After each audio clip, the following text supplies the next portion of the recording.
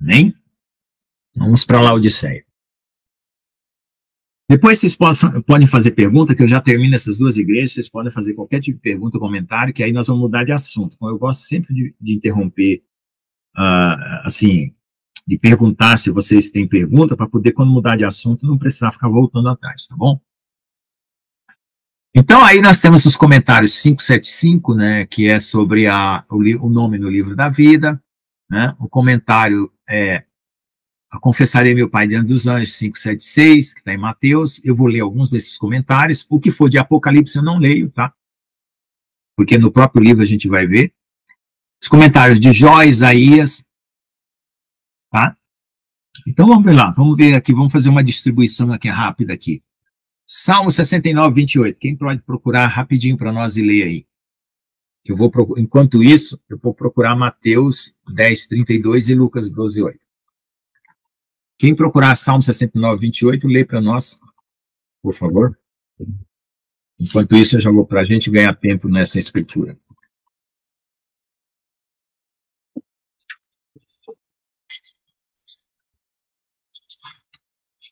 Pastor Jones, Tia Ricarda, quem puder aí nos ajudar, minha filha. Mateus 10, 32. Só levantar a mão e começar a ler, se puder. Ou então podemos trocar. Eu pego o Salmo 69, 28 e vocês pegam Mateus 10, 32. Também pode ser. Pode ler quem levantou a mão, Ricardo. 69, 28. Vocês estão me ouvindo? É, isso, 69, 28, desculpa. Tá. 69, 28. Sejam riscados do livro da vida e não sejam escritos com os justos. Tá. Lucas 12, 8. Então, uma coisa também que ensinam, que também está errado, é que todo mundo já nasce com o nome escrito no livro da vida. Todos. Todos nascem com o nome escrito. Nós é que riscamos eles. Através da nossa conduta, vamos dizer assim, em relação ao que a salvação de Deus nos oferece, né? O Evangelho, tá? Então, não fico preocupado. Mantenha ele escrito lá. Então, vamos lá. Mateus 10, 32, né? Então, aí está falando sobre a questão que ele falou lá, né? Aquele que vencer, não irei apagar o nome do seu livro da vida. Então, não vai apagar, né? Mantendo-se fiel e vencendo, tá? Confessarei meu nome perante meu Pai e perante seus anjos. Então, aqui Mateus 10, 32, fala assim: portanto, qualquer que me confessar diante dos homens, eu confessarei diante de meu Pai que estás nos céus. Amém? Então, isso aí é aquela tal história. Você pode até pecar, ter algum problema e se arrepender e voltar, mas negar o nome de Jesus é uma coisa estranha, porque Davi falou para Salomão, falou assim, nunca negue o nome do Senhor, nunca. E Salomão, a gente sabe que Salomão pecou, mas Deus perdoou ele. Então, negar é diferente de cometer qualquer pecado. Bom, Lucas 12, 8. Eu vos digo que todo aquele que me confessar diante dos homens, também o Filho do Homem confessará diante dos anjos de Deus. E aí vamos para o outro comentário, que aí ele está falando aqui, Davi morre e foi sepultado em seu túmulo e está conosco até hoje. Atos 2, 29. Yeshua tem as chaves para abrir a tumba onde Davi permanece até a ressurreição dos justos. Bom, aí já é o comentário dele. Essas chaves aqui eu entendo que ela é muito mais do que apenas abrir túmulo para uma ressurreição. É muito mais do que isso. Tá? Então eu acho que o Michael Rudy está sendo muito restrito nessa interpretação dele. Jó 12, 14. Então eu vou ler aqui Jó 12, 14.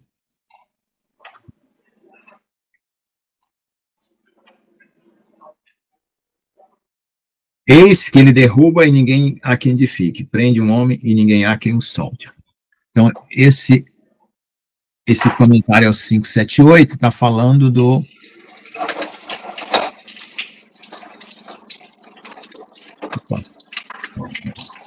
sobre quem abre ninguém fecha, né? Isso também está na palavra de Deus. Isaías 22, 22. Vamos lá.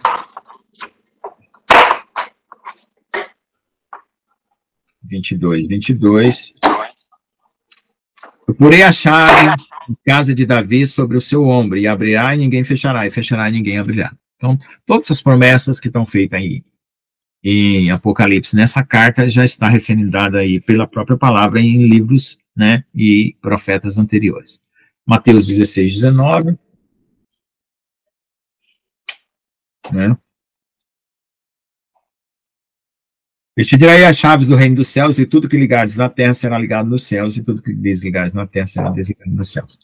Então, quando a gente tem uma palavra que Deus coloca, a postura que a gente tem que ter em relação àquela palavra é acreditar que aquela palavra tem um poder espiritual, e nós podemos nos apossar daquele conteúdo daquela palavra para utilizar esse poder espiritual na nossa vida.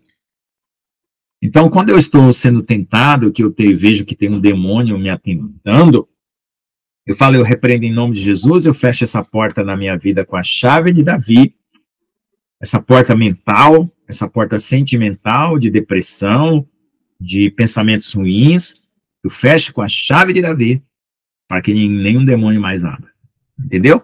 Então, essa é a postura quando a gente está diante de alguma promessa de Deus. Amém?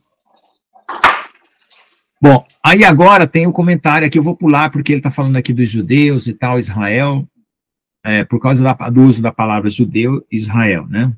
Por causa desses que se dizem judeus, né, e não são. Então, o 580 é o comentário sobre prostrar-se aos seus pés. Então, Isaías 45, 14, vou ler também. E assim a gente passa por todos esses comentários aí. Assim diz o Senhor, trabalho do Egito é o comércio dos etíopes e dos salbeus, homens de alta estatura, passarão para ti e serão teus, irão atrás de ti, virão em grilhões e diante de ti se prostrarão, e far-te-ão as suas súplicas, dizendo, devera Deus está em ti e não há nenhum outro Deus. Ele está usando essa referência de uma passagem semelhante em Isaías, né? Sobre essa questão de prostrar-se aos pés, né? Esses satanistas aí que se dizem judeus. 49, 23.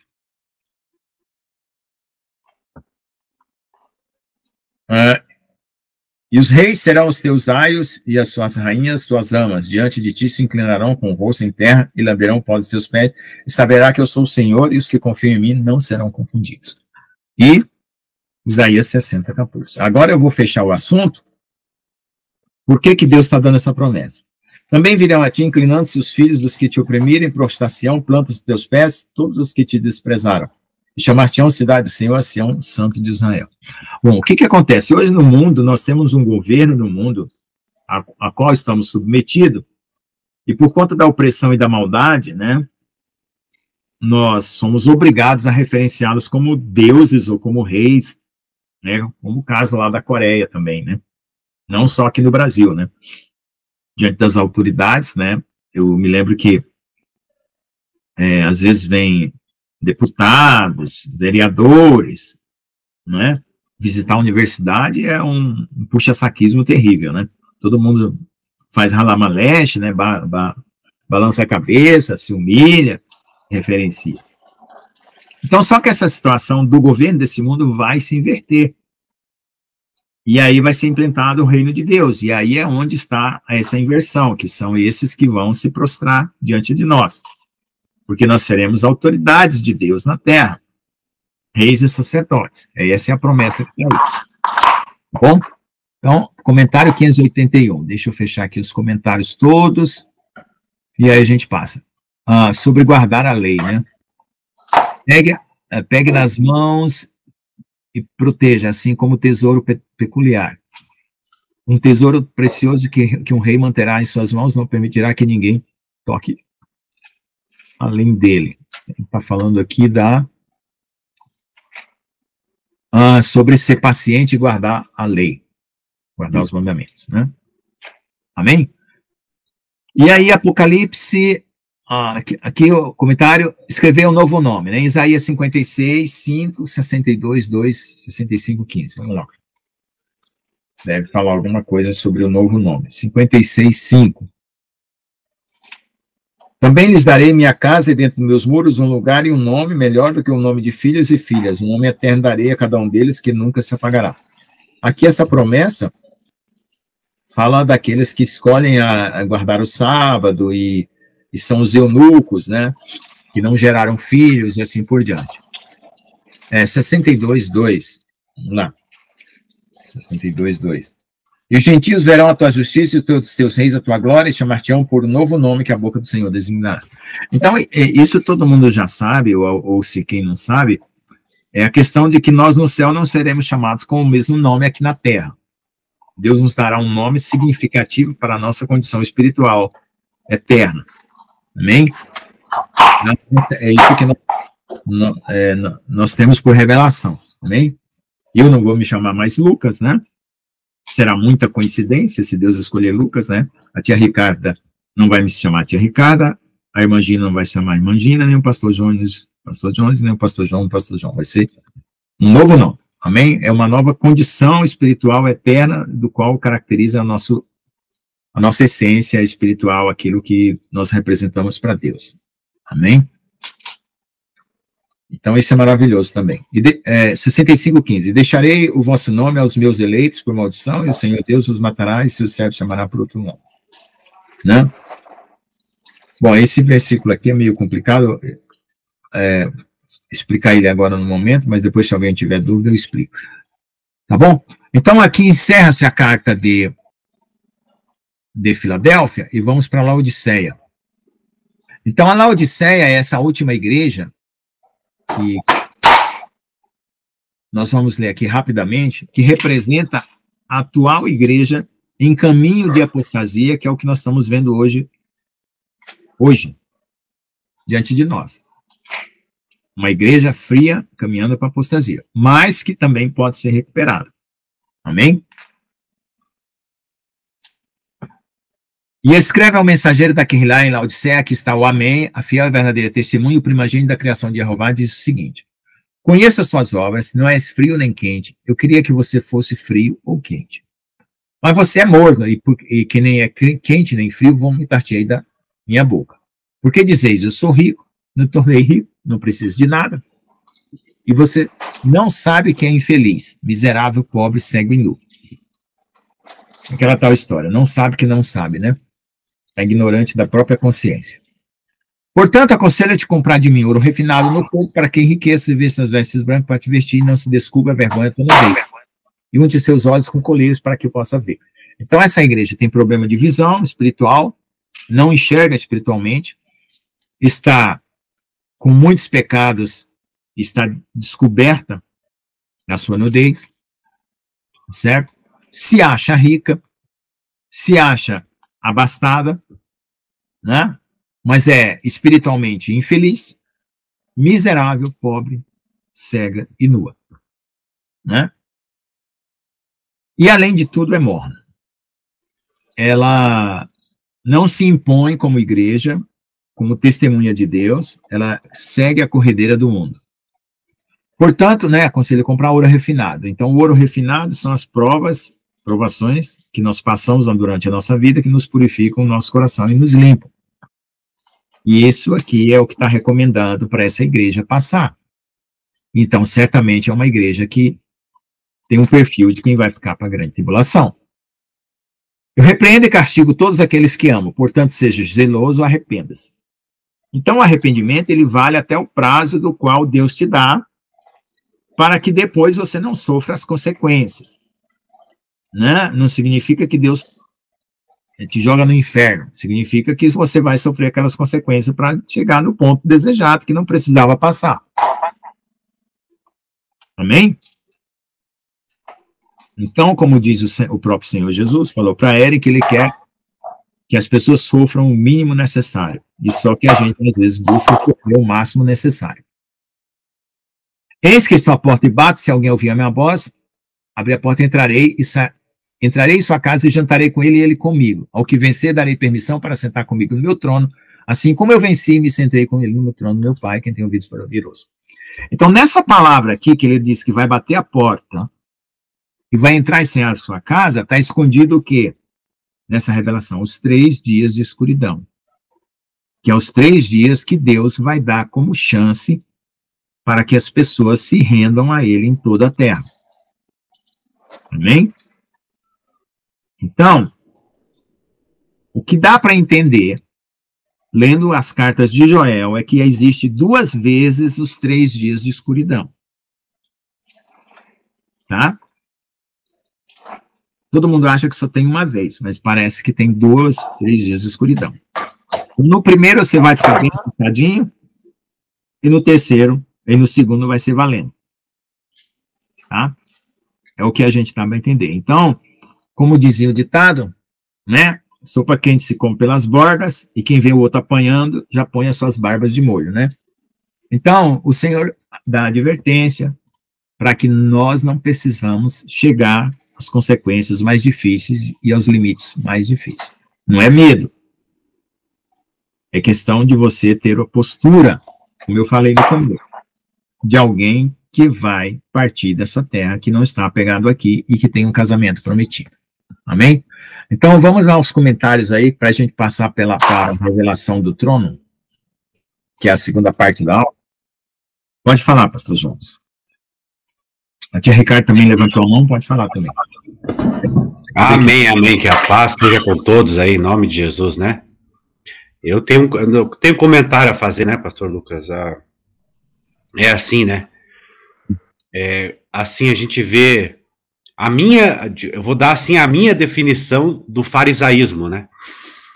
Que para mim o farisaísmo ele é qualquer sistema que é baseado totalmente em regras, né? E as pessoas são obrigadas a seguir aquelas regras, né? E a gente vê que esse sistema que controla a gente, babilônico, ele é totalmente baseado em regras, né? E a gente está vendo que eles vão querer colocar cada vez mais regras que a gente vai ser obrigado a seguir. Então, daí que vem o farisaísmo, né? E o mais triste é que isso tem entrado na igreja, né? E a gente vê, né, tá escrito até lá em Isaías, né, pastor Lucas, que a palavra de Deus, ela será regra e mais regra, regra sobre regra. Preceito e mais preceito, e preceito sobre preceito, né? Para que as pessoas se amarrem, se enlacem e caiam no chão. Olha só, tá em Isaías, né? Tá. Que a palavra de Deus se tornaria isso. E esse aí, ele é o fermento do fariseu, que Jesus fala, né? Agora, o que que acontece, né?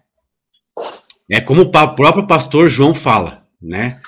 O crente, a gente tá falando para crente velho de igreja, né? Maduro, que já sabe qual é a vontade de Deus, né? Será que esse crente precisa de regra, né? Aí é fácil dizer, para crente velho, que sabe o que é há 2000 anos, como o pastor João diz, há 2000 anos sabe o que é o pecado, né? Tá cansado de ler a Bíblia, né? Essa pessoa precisa, né? Se eu dizer para ela e chegar assim, ó, para crentes velhos de igreja, eu chego assim, ó, gente, ame, né? Pratique o amor. A única regra, né? Agora, será que eu estou errado, né? Por quê? O crente maduro, ele ouve, primeira coisa, o crente maduro, ele ouve o Espírito Santo, né? E ele já está cansado de saber o que agrada e desagrada a Deus. Será que precisa de regra? Né? No meu entender, a vontade de Deus mesmo, perfeita, no meu entender, né? No meu entender, é quando não existir regra nenhuma. E as pessoas servirem a Deus, né, pastor Lucas, sem o auxílio de regras, né? Agora, se eu chegar e dizer para quem não conhece nada da palavra, e dizer assim, ó, gente, ama que vocês estarão agradando a Deus, né? Aí vai ser difícil, porque a pessoa não conhece Deus, não conhece a Bíblia, não conhece nem o Espírito Santo, né? Como é que eu vou dizer para a pessoa, ama aí que pronto, você estará salvo, né? Mas para crente, a gente é igreja. Nós estamos aqui como igreja, né? Sabe? Crentes que ouvem o Espírito Santo, que estão cansados de ler a Bíblia, já sabem qual é a vontade de Deus, né? Será que precisa de regra? A única regra que precisa é o amor, né? Como Jesus falou assim, ó, novo mandamento vos dou, amem-se uns aos outros como eu vos amei. Ele falou isso para os discípulos, só isso, né? Amem-se uns aos outros como eu vos amei. Pronto, acabou, né? Agora, se a gente souber, né, pastor Lucas, o que é o amor de Deus, a gente não precisa de regra nenhuma, né? A gente vai saber viver agradando a Deus, né? Amando o seu próximo, entende? Então eu vejo que essa é a vontade de Deus mesmo, né?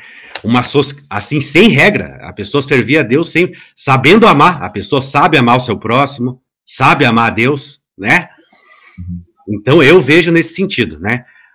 E a gente sabe que o farisaísmo, assim, o problema das regras, né? Não que eu seja totalmente contra regras, né? Não tô, mas o problema é que quanto mais regras, mais você acaba limitando o Espírito Santo, né? Tudo bem, você dá ordem, digamos, a regra, ela traz ordem, tudo bem, mas ela acaba limitando também o Espírito Santo, porque o Espírito Santo, ele não está restrito a regra nenhuma, né? Ele é perfeito, ele não precisa de regra nenhuma, né? O Espírito Santo, ele sabe o que é, como amar, né? Ele sabe, conhece o amor perfeito de Deus, o Espírito Santo conhece, né? Porque o Espírito Santo perscruta, né, pastor Lucas, as profundezas de Deus. Então, o Espírito Santo, ele conhece o amor perfeito, né? Ele não precisa de regra nenhuma. O Espírito de Deus não precisa de regra nenhuma, né? E se a gente souber ouvir o Espírito Santo, a gente vai aprender a amar. E se a gente souber amar com o amor de Deus, a gente não precisa de regra nenhuma, né? Ô, glória a Deus, aleluia, amém. Louvado seja Deus, né? Amém. É isso aí, pastor Lucas, é isso aí o comentário. Amém. Então, quando eu fazia física, a gente tinha que saber a teoria física. O professor dizia assim, ó, você tem que estudar até entrar na corrente sanguínea. Então é mais ou menos isso que o pastor João está falando, né? Você tem que conhecer tanto a Deus em comunhão, em oração, em obedecer, em ouvir a voz do Espírito Santo, que tudo se torna natural. Já está na sua corrente sanguínea, né? Você já tem um novo coração, uma nova mente, a mente de Jesus, e você já vive espontaneamente, né? Porque a regra, ela robotiza você, né? E aí, quando você se esquece, você faz de forma mecânica, né? E quando você tem um coração que já está totalmente entregue na mão do Senhor e vive nessa espontaneidade, então você não precisa, né, fazer lista ou tabela de ações de fazer, deixar de fazer, né? Amém? Mais alguém? A tia Ricardo tinha levantado a mão também, eu acho que até levantou primeiro. Quer fazer algum comentário para nós mudarmos de assunto, pessoal? Tá, eu endosso completamente aí as palavras do pastor John. Só acrescento que o amor que nós precisamos desenvolver, ele é tão prazeroso que ele supera todos os prazeres carnais. Né? Amém. Então, quem busca prazer na bebida, no cigarro, seja lá onde for, nas drogas, está perdendo tempo, porque quando a gente busca amar, olha, é tão prazeroso. Eu posso dizer assim, né, que às vezes, quando eu saio, eu vou comprar alguma coisa, eu pratico, eu procuro praticar isso aí. Por exemplo, um vendedor, um balconista que eu nunca vi, mas eu estou vendo ali pela primeira vez, eu procuro ser gentil, procuro falar com carinho e tal. Eu vejo a reciprocidade, a pessoa dá um sorriso, a pessoa corresponde, aí eu volto para casa assim, confortada, sabe, maravilhada. Eu disse, meu Deus, como foi bom estar com aquelas pessoas que eu nunca vi, não é? E as pessoas são tão carentes, que, sabe, quando você faz assim um gesto de amor, de gentileza, elas se sentem gente, né? E, enfim, mas o amor é o nosso, sentir amor é o nosso maior desafio mesmo, né? Por isso que Jesus deixou esse mandamento aí. confesso aos irmãos que minha oração ultimamente tem sido essa: Senhor, me ensina a amar todos os dias. O meu pedido é esse: me ensina a amar, porque tem aquelas diversidades, né? Às vezes você vai falar com carinho, a pessoa te responde, está mal-humorado, e você precisa também se controlar ali para não corresponder, né? Aquilo não te abalar. Então, é um desafio. Sentir amor é um desafio mesmo. Mas eu acho aí que as palavras... Eu nunca sei, é pastor John, pastor João? É pastor John. O pastor John é o brasileiro, né? Então, eu endosso aí as palavras dele, palavras maravilhosas, tá? Amém. Glória a Deus. Então, eu vou dar... Aqui chegou uma irmã, paz, Senhor Jesus, irmã, tudo bom? Eu vou dar um exemplo que eu dei outro dia, é o seguinte: eu tenho certeza que eu amo minha filha, tenho certeza absoluta, mas tem dia que eu faço as coisas para ela no automático. Por quê?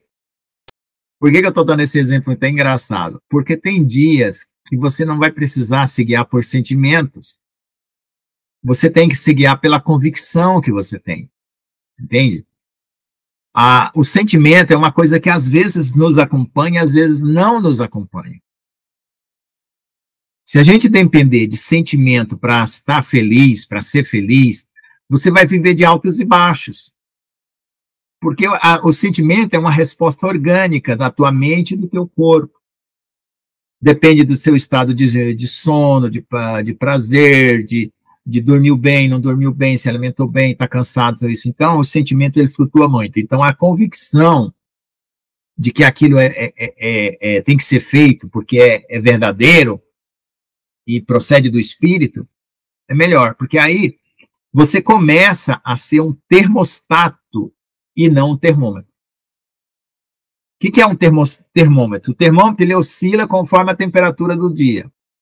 E o termostato ele regula a temperatura do ambiente. Então, se você for um termostato, quando você estiver deprimido, você vai reagir para não ficar deprimido. Quando você estiver eufórico, você vai baixar um pouco a bola para não ficar saindo, fazendo um monte de coisa que as pessoas não vão entender. Então, você, entendeu? Você anda no espírito, um termostato. Amém?